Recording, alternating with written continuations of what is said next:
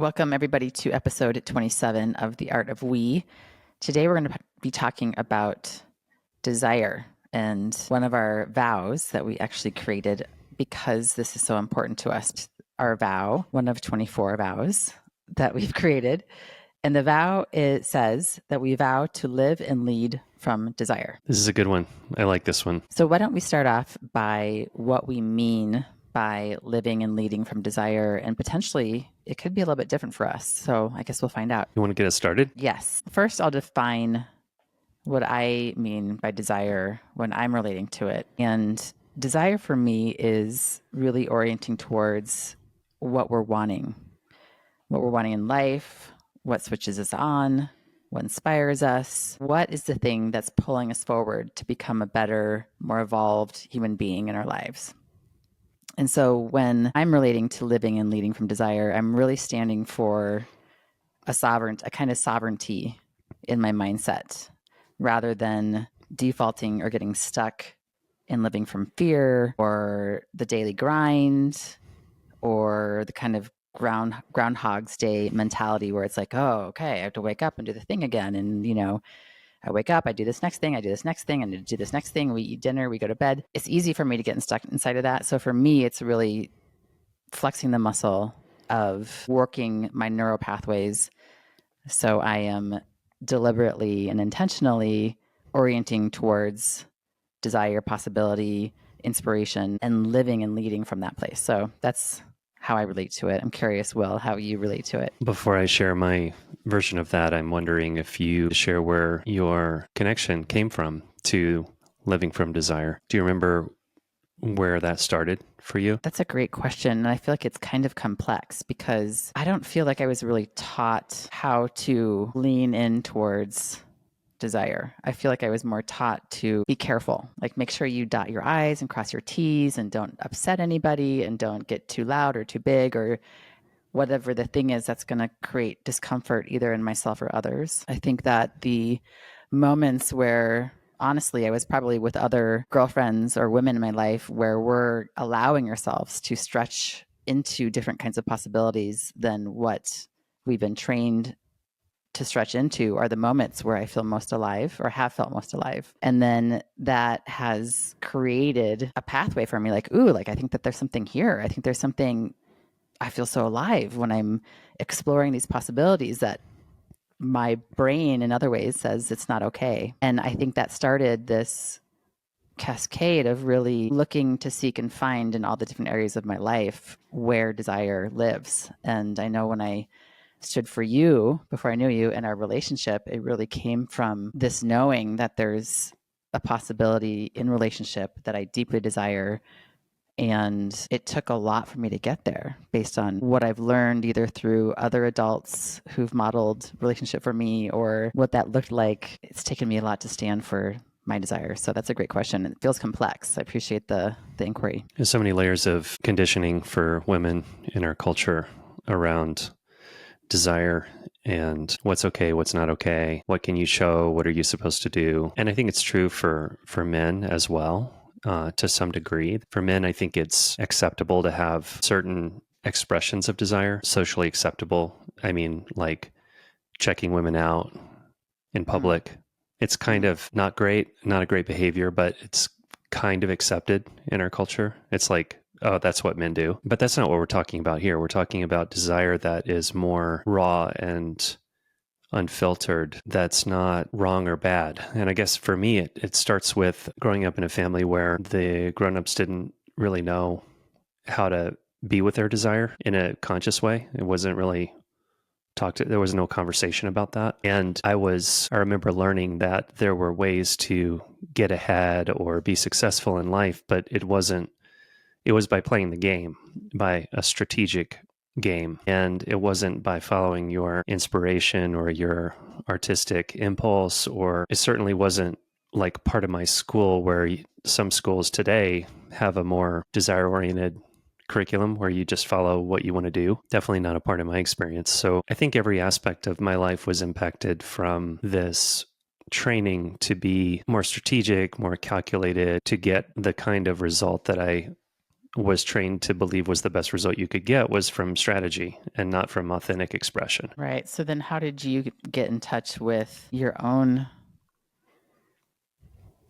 relationship to desire or inspiration, since it wasn't really taught? I think there were two main contributors there. One was my relationship with nature always gave me a feeling of authentic curiosity and freedom and wanting to explore the natural world. When I was in the forest as a child, the Boy Scouts and things like that, that was a place where I didn't know it at the time, but looking back at that, there was a way that my desire came alive in natural environments, camping and hiking and things like that. But the other piece was getting into healing work and beginning to uncover layers of trauma in my body from somatic psychotherapy that I started in my 30s. It really helped me to discern the difference in the felt sense physically in my body between what it feels like to follow the rules and be a good boy and go after the credentials that society is set up for people like me to go after versus the felt sense of living from this more authentic place. It took many years for me to become very familiar with that experience, that physical experience of, okay, this is what it feels like to make deep contact with myself and know the truth of my desire and to express that. I don't remember who or how this vow came up for us when we were creating our vows together. I think we had conversations before we were engaged about this concept of living our lives through this lens of what inspires us, what draws us forward versus fear-based or getting stuck and not seeing possibility. But why do you feel like this vow is important for us inside of our marriage and our committed relationship? I think that I've had experiences in the past of living inside of, you mentioned Groundhog Day, and it's such a great example or metaphor for just going through the motions of life and waking up and doing the same thing over and over again without really even considering why you're doing that. And I think that for me, there's a freshness and a vitality and a excitement that I feel when I break out of that hamster wheel for a while and I get a feeling of the fresh air of life and being in a more creative space. And I know that it's not realistic to live from that all the time, but it feels way more interesting to live from that place and face the challenges that come from living that in that place versus navigating the challenges of living a life that's more repetitive and more rote. So if we were to compare relationship and the impact in relationship, when we're living inside of a hamster wheel, Groundhog's Day type of relationship, I love how you said we're not really examining what we're doing or why we're doing it. It's just like this is the next thing we do in a certain way, not everything, but the impact of that kind of perspective on our partnership, on our we, versus when both of us are at least practicing it. I agree, it's not realistic to live inside of what we're talking about every single day, or every single moment. But what's your felt sense of the difference inside of relationship between these two different perspectives? Well, first of all, when I perceive you disconnected from desire and living from repetition or obligation, I start getting concerned that we're going to have some kind of earthquake that arises when the plates under the earth of our connection slip from tension that arises from living a less inspired time in our lives. So that's one piece is I think it's uncomfortable for me knowing that you have a desire that you're not connected to. So that's the fear side. And then it's so gratifying for me to witness you running after desire. It's like watching someone run a race and you're just cheering them on. Like it's just so exciting to see that level of inspiration in your being. When I see that, it gives me energy and excitement inside of our relationship. I think that's a good way to explain it. I think with the more hamster wheelie routine, Groundhog's Day side of things, it can become pretty mundane, pretty boring. I think we can start to project onto our partner that there's like something wrong with them, that our relationship isn't exciting or juicy. And then we're kind of like maybe in that question that we did a podcast about a couple of podcasts ago of should I stay or should I go? Because we're not actually generating the aliveness. I think that a big part of our responsibility inside of a committed partnership is to actually generate the experience that we want to have, and for both of us to be responsible for that. So when I feel us living and leading from desire, I can say the same thing about you, Will. Is like when you're inspired about the projects you're working on, when you're really aligned and in touch with your mission, and you're seeing how your actions are deliberately moving that forward, and you're feeling that and you're getting feedback, and included in that is a certain type of generativity that I feel from you that feeds me and our relationship. And it's not that I want to make anything wrong for when either of us are not inspired, we're not in touch with our desires. I think it's very natural to ebb and flow from our inspiration. And I think the question is, how do we deal with it when we're not fully in our inspiration? Absolutely. It reminds me of, there's a kind of a concept that I've read about in classical art, or the way that artists in ancient times related to the creative process. And it's kind of like building a relationship with the muse, or with, we could say, desire, is a disciplined practice, right? It's like a creator, whether it's an artist or a painter or a sculptor or a musician, showing up every day to be in that encounter. And the muse might not show up for hours or days or weeks or months or years, but the show up is where the magic can unfold, as opposed to, well, I'm not inspired today, or I'm not feeling desire today, so I'll just go back to my routines, and kind of blow off the encounter or the relationship. Absolutely. And we'll share here what we do to support each other. And that's a big part of how we support each other. I love that so much. So let's take a quick break. When we come back from the break, we'll talk about why it's hard, why we have a hard time with staying inside of this vow, and where we get stuck, and also how we support each other. We'll be right back. We hope you're enjoying this episode. I want to take a quick break to let you know about a gift we created for you and your partner. We compiled our top 10 relationship agreements that have been so powerful in supporting the success of our partnership that we even turned them into our wedding vows. These agreements help us stay connected, growing, and thriving as a couple, and they've been critical to help us create a kind of we that's way beyond what we've ever experienced before. You can download this free gift at KristaVanderveer.com. That's KristaVanderveer.com. Also, if you enjoy our podcast, it would be so meaningful to us if you left us a rating and review. Not only does it help others find us, but it gives us critical feedback on how we're doing. Thanks in advance, and now back to the episode.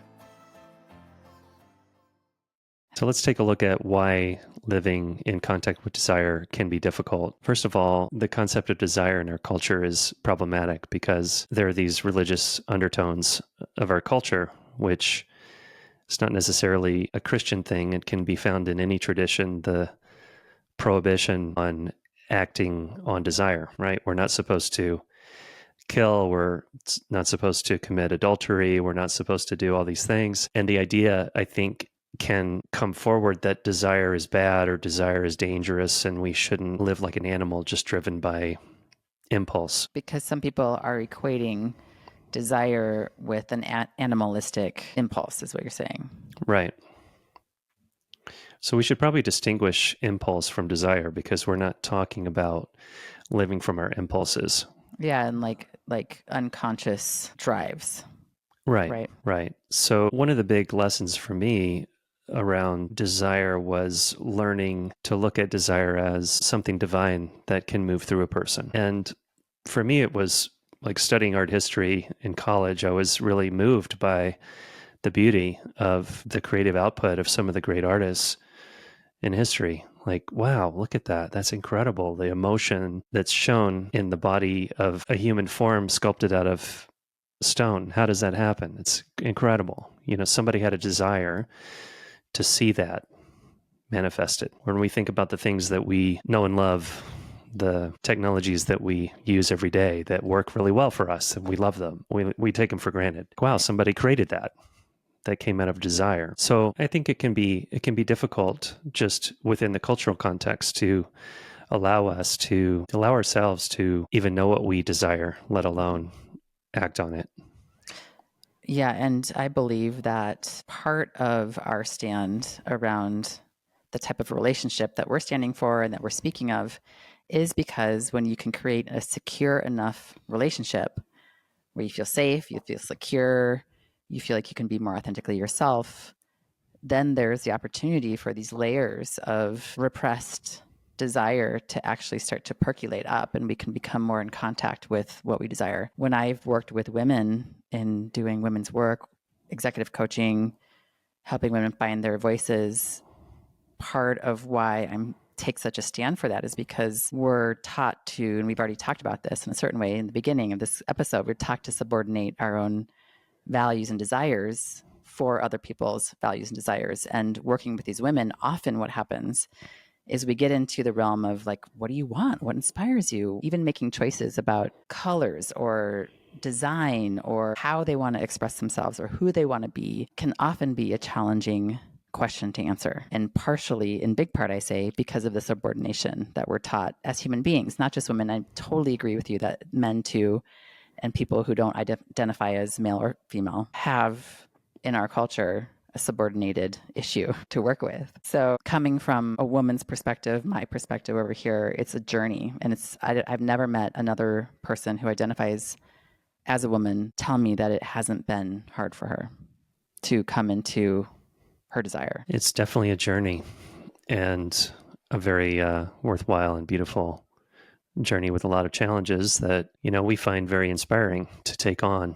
And we hope that these explorations into living from desire will trigger inspiration for you to look at this in your own life, in yourself, maybe in your partner as well. Yeah, going back to the purpose of a securely attached partnership or earning that secure attachment, I know that there's so many things in my life, Will, that I am able to be in touch with, I'm able to do now as a result of our security in our relationship that I didn't previously have. Well, I think this is important to talk about desire as a collaborative experience, or a collaborative way of holding desire, where it doesn't have to be so scary. Because, like, if I have a desire to go do something that's going to be challenging, like writing a book, for example, I want for us to have that experience together. And so I'm going to seek buy-in and collaboration with you to support that thing that I'm probably going to be spending a lot of time doing, not so much doing the writing in collaboration with you, but wanting your support, and vice versa. So in this way, trusting our desire can be something that strengthens our partnership if we hold it that way. Now, a lot of people, they don't have that experience, or they don't know how to do that. And so there can be a lot of conflict in a partnership if one person wants to go do a thing.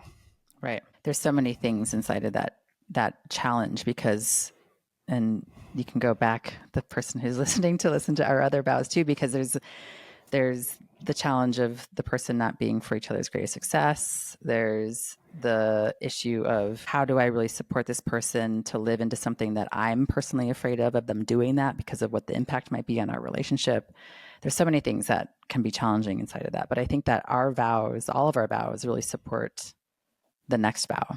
And to be able to truly live and lead from desire means to me that if you want to write a book and that's moving through you, then we really work it out until we're both a full heck yes to making that happen.